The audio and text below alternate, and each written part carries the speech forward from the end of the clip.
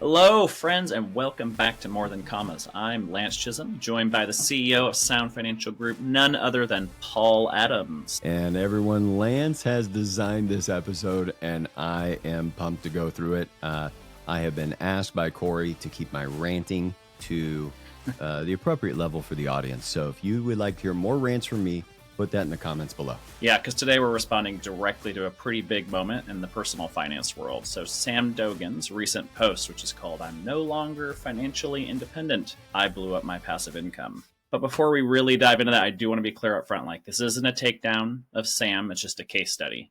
Because when one of the smartest, most disciplined fire voices says he's not financially independent anymore, it should cause every one of us to stop and ask, are we building freedom or are we just following a formula? So we're going to unpack this together and talk about what he said, why it matters, and how you can build a financial life that bends but doesn't break. Now, before we begin, if this episode gives you a clearer lens, would you forward it to someone chasing fire or feeling the pressure to get their number? Let's strengthen each other with clarity, not hope.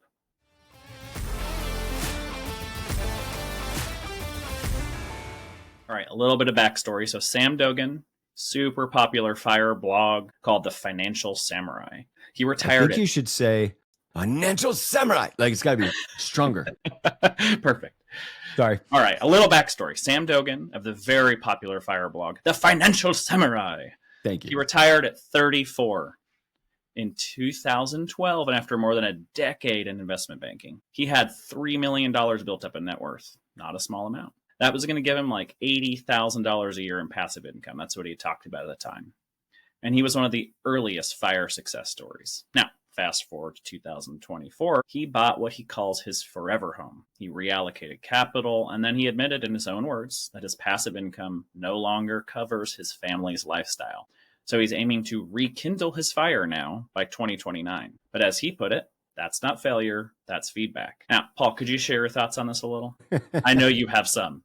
I do. And one, not a financial takedown, but boy, if the Financial Samurai wanted to lift up a little podcast that would ask some wonderful questions, here are the questions I would have. Is if you had $3 million net worth, and I would assume if you were taking out $80,000 a year, that was your investment capital, or you wouldn't have told people. Like, why would you tell somebody your net worth when you're a financial blog leader who says home equity isn't something that produces cash flow? So my assumption is you had 3 million of investments then.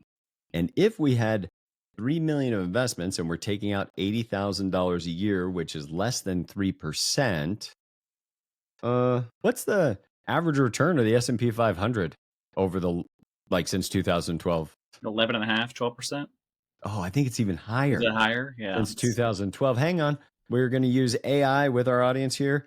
Give me the S&P return since 2012. Let's see what we get.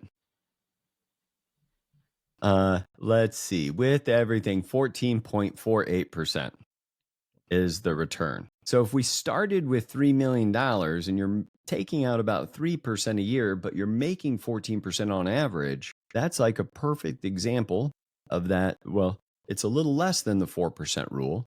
And we know, and we could run the simulation, that 3 million should not only have grown, but should be like $10 million now. 14 million. And so if he retired then, and he's also had his blog that should have been producing capital that would allow him to save, and yet in a recent interview, he said that he's $93,000 short per year of what it takes to making his family comfortable. Now, I couldn't find if he's I don't think you saw anywhere, right? He's not disclosing where his money is or how much he has. He's just saying, I'll get back there by 2029. And my guess is because, like a lot of things, he may not have.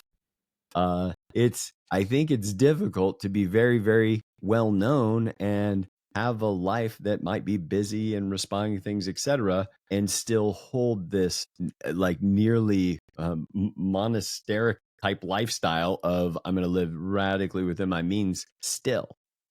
And I think it runs against our biology a little bit, Lance. Like it's incredibly difficult to restrain your spending, even though it's the most common thing we have. And I think I know why it happened to him. It was simply because in the back of his head, he knew I could just go back out and earn more. I could turn up the courses on the blog and sell a few more of those. I could do this or I could do that. And I think that's the fundamental difference between the FIRE movement and somebody who not only retires, but what a lot of people leave out is a 34-year-old retiree maybe spent 10 years as an investor, as a business person, as a mentor, as an employee, employer, whereas the person that retires in their 60s has 40 years of that experience. They're a little, perhaps when that crypto investment thing comes, like maybe some of the money got put in speculative things and they're a little more stalwart. Say, I'm not going to do that. I'm not going to risk my capital, put myself in a position I would have to work again at 75. But that when you're in the FIRE movement, you're ahead of the game. You could go back out and earn. I think it's really hard for them to restrain. So Yeah. I told you guys I was a little gassed up on this one. But it's interesting because he wrote this thing called The First Rule of FIRE. He wrote something else called Unwilling to Change the Rules of the Game. Pretty bold admission, right? And then he changed the rules of his game. I think that framing is like really critical as we think about this. And we're going to return to it. But first, Paul, what do you think he's kind of teaching us by breaking his own strategy here? Well, I think the unfortunate thing is he is covering, for instance, if he could just keep running Financial Samurai, not mention this, they'd probably be better for it, even if he just fixed it in the background. But my guess is, and in situations like this, it's true that people that are influencers have people in their lives that see the way they're really doing things. And I'll never forget, I had a friend of a friend, and there was somebody that wrote a book that was something to the effect of, it rhymes with more hour work week. Okay. And this guy was traveling with this group of friends that I have all over Asia. And they asked, hey, can you please not record me? Because he was constantly working while they were out, because he had this identity, which of course the book was really successful, all that, but he had this identity of working very, very little every week, except he's just working constantly. And so if you think something like that's going to get out, then you get ahead of it. But I think he's not teaching us anything, Lance, because he's not disclosing enough, and I think that when you talk about not breaking your own strategy, we've talked about that before, that like when somebody says you can't afford something, it shouldn't be about affording it. It's that I've got a strategy and I'm sticking to my strategy. That when you set up this passive income does not mean permanent income. In fact, I think oftentimes people should not say passive as often as they should say recurring, because many of the places that people attribute passive income to say rental real estate is really just recurring, and there is something you've got to go do to keep that coming in. And so then as people get in that spot and they've got the assets and all that, and then they see, oh, that might be our forever home, we're going to step up into that home. So maybe it's a consumption thing that takes people off their FIRE track. But the biggest thing that happens is we're just not cultivating contentment, and the siren's song of additional consumption or new things that certainly somebody with the FIRE movement has the capacity to acquire. And, if you want to kind of take more on that in, that we did episode 344, it's the hidden cost of chasing more. And I think that fundamentally is what happens to people who fail out of FIRE. Yeah, absolutely. This episode is brought to you by Sound Financial Group. At Sound Financial, we specialize in helping clients build strong, long-term financial strategies for their retirement. If you're looking for personalized advice to help manage your wealth, visit us at sfgway.com to learn more about how we can help you achieve your goals. It's interesting on this podcast, and you've talked about this time and time again. We look at influencers and the media, right? And they're all paid by eyeballs, right? They're paid really to catch our attention and have these catchy, grabby headlines and give kind of ultimatums, little sound bites that kind of stick, right? But what we kind of find is they can be full of contradictions, like most of us are. Again, this is not necessarily a takedown. It's just a closer look, an examination, a case study, so we can kind of better look at ourselves, right? But sometimes I think influencers, they bill their advice as these kind of formulas or hard and fast rules. And Paul, I was hoping you can talk a little more about, with Sam's story, like how that serves an example of the challenges faced when we consume content from influencers. Yeah. Well, I think one thing that we don't think about with people online very much is there is a term in the content creator world called audience captured. And that's when you have an audience, and I'll just take a particular, for instance, I don't remember which newspaper it was, but there was a large newspaper that ran opinion articles, right? And what they did is they said, we are going to bring in, and they let a conservative write an op-ed. And the reader base just had an upheaval. And that's called audience capture, which is we want to just hear certain things from you. And as a customer, we're going to be upset if we hear something different. And so I think that audience capture is really real in the FIRE movement. For instance, if you've been preaching the FIRE movement and you've got 500,000 followers and you've monetized that and everything else, hypothetically, if your discovery was FIRE doesn't work, this is all a tremendous failure, well, that kind of blows up a lot of your following and your income source and everything else. So it makes it very difficult for them, I think, to come straight on it.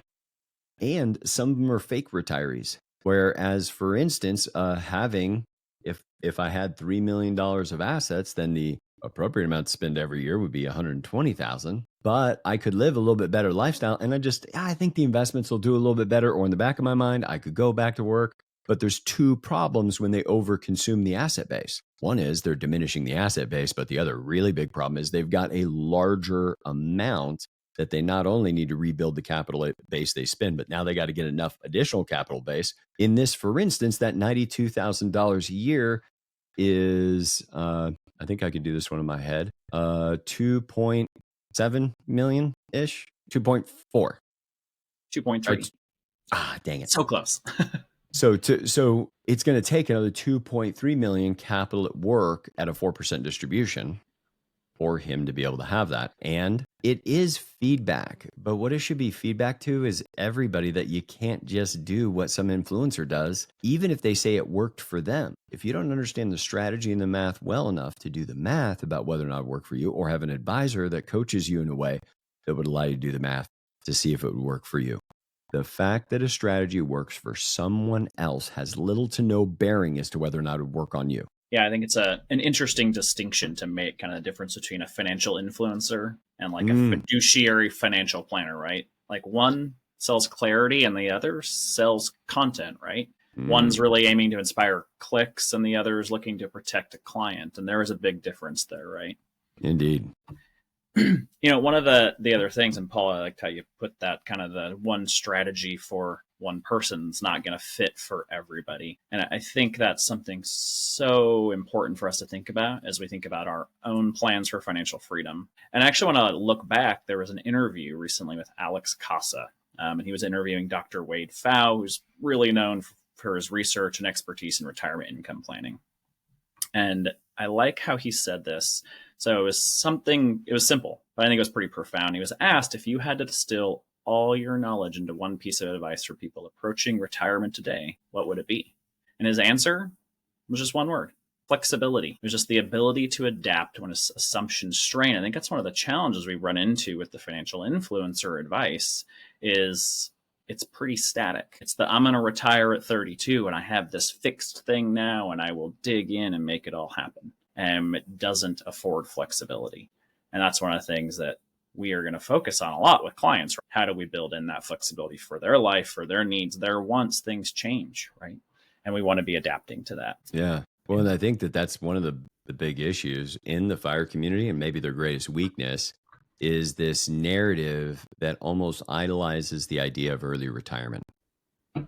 And which is fine. But I think the move should be, and where the FIRE movement would be really well served, if it was just the FI movement, just financial independence early, because we don't need to retire. If you love what you do, you have a passion for what you do in the community, or the difference you make at your work. And by the way, most of you would love your work much more if you didn't have to do it for money. Just that right there would change people's orientation.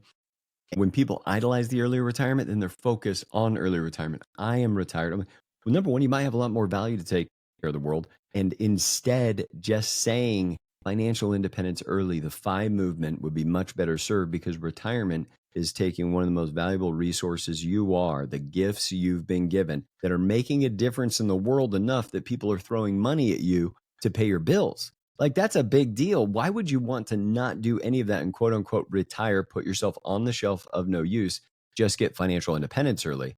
And if you get financial independence early, then it's maintaining financial independence. Because the fact of the matter is, you're not maintaining early retirement at age 67. Even if you're retired at 35, you're just retiring at 67. Even if you're successful at early retirement, all you ever get to do is say, I retired early, but now you're no different than any other retiree.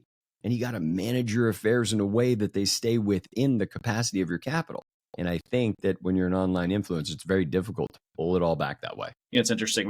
Paul and I meeting with a client earlier this week, and the client was talking about the difference of financial sufficiency versus that financial independence. Mm-hmm. Sufficiency being, I could retire if I make cuts, right? I pull back in my life. Financial independence is I can continue my current lifestyle. And that's, I think, that FI part, right? That's what we're really seeking to. And often in the FIRE community, it's like, how little could I live on? How sufficient could I be to not have to work anymore? Yes. And I was talking with a friend a couple of weeks ago, and I like what they said. It was like, no one can be on vacation permanently.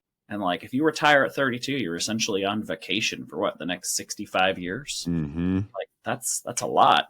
Pretty hard not to just spend money. So I think it's something to be really careful of, because life changes, kids grow, taxes rise, dreams shift, right? All this stuff in life. And that's, again, back to Dr. Pfau, and this just need to be flexible, I think, is so important.